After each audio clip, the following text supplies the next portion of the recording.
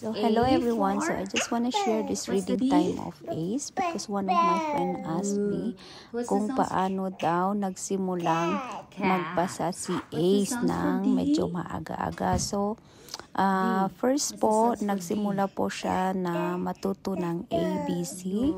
Then sumunod po ay yung mga sounds ng mga letters. Then lagi rin po kaming nagbabasa ng mga book paggabi or pag may time po kami.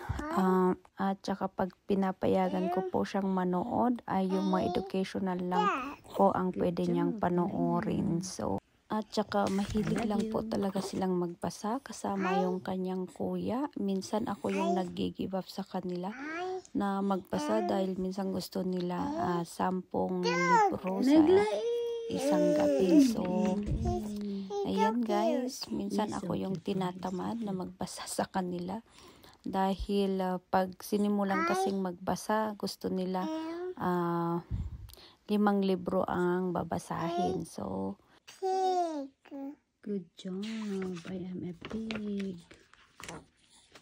Okay. I like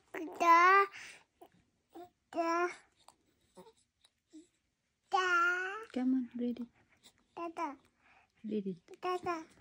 I am a goat. Goat. Naglaing. Laing. Ito nga eh.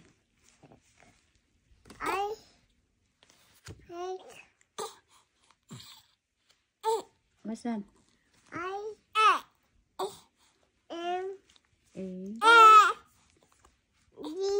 B. Okay, later again.